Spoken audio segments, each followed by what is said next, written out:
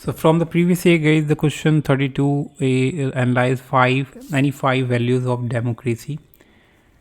So democratic values are the important idea that make a democratic society work well, and they are like the rules of fair game. And here the main ones, like तो democratic values क्या होती है, जो एक society को अच्छे से, एक डेमोक्रेटिक सोसाइटी को अच्छे से बेसिकली बैलेंस करती है। यानी कि डेमोक्रेटिक वैल्यूज़ यानी कि डेमोक्रेसी के जो रूल्स है, जो डेमोक्रेसी को और बेटर बनाते हैं, वो भी बेसिकली डेमोक्रेसी के वैल्यूज़ होंगे। सो कौन कौन सी है डेमोक्रेसी की जो वैल्यूज़ है जो डेमोक्रेसी को एक बहुत ही अच्छा चॉइस बनाती है टू रन एनी कंट्री और एनी सोसाइटी। सो पहला है हमारा एवरीवन इज़ इक्वल, यानी कि equality. So equality is one of the main values of the democracy. In democracy everyone gets the same chance to vote, no matter who they are. It doesn't matter if you are man or woman, what your background is and what you believe. Everyone's vote counts the same. I hope you get it. So यानी कि सबको equal chance मिलता है, कोई भी हो, वो कोई भी इंसान क्यों ना हो, उसका क्या बैकग्राउंड है, क्या वो बिलीव करता है, सबको बराबर चांस मिलेगा और सबका जो वोट होगा सेम काउंट होगा। तो पहला हो गया हमारा। दूसरा हमारा फेयरनेस एंड लॉ, जस्टिस, यानी कि कानून सबके लिए बराबर होता है ये डेमोक्रेसी में। ठीक है, तो ये एक वन ऑफ द वैल्यूज़ है, इंपॉर्टेंट वैल्यूज़ है। The rule of law means everyone follow the same rules, सबको सेम रूल फॉलो करना होता है। No one is too powerful to break the rule and the law is fair for everyone. तो कोई भी कितना भी पावरफुल क्यों ना हो, लॉ को ब्रेक नहीं कर सकता। Law is equal for everyone and fair for everyone.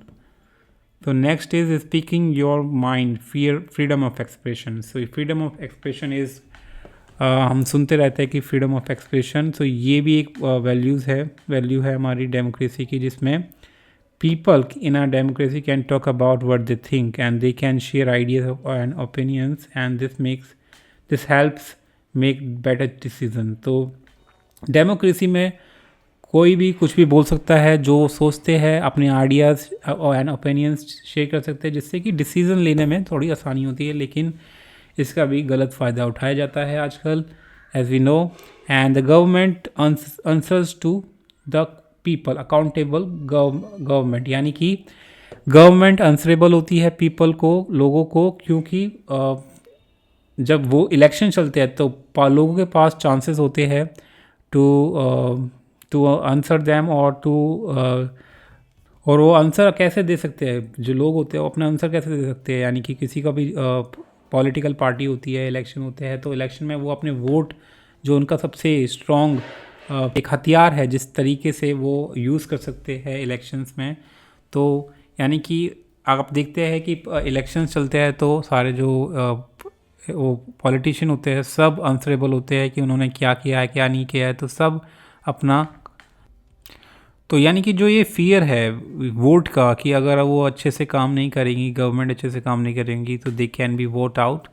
सो तो अगर वो कोई गलत डिसीजन लेते हैं तो आप उनको जवाब दे सकते हैं बाय वोटिंग। सो इसलिए एक अकाउंटेबल गवर्नमेंट होती है, ठीक है, जो कि एक वन ऑफ द वैल्यूज़ है डेमोक्रेसी की।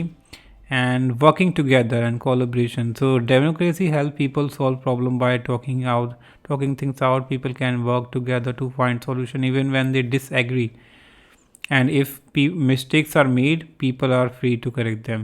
तो डेमोक्रेसी में लोग साथ काम करते हैं, बेशक वो एक दूसरे से सहमत नहीं रखते, फिर भी साथ काम करते हैं, जिससे कि वो एक सॉल्यूशन निकाल पाए। ठीक है, जिससे कि एक सॉल्यूशन निकाल पाए, और ये जो डेमोक्रेसी की एक खूबसूरती है।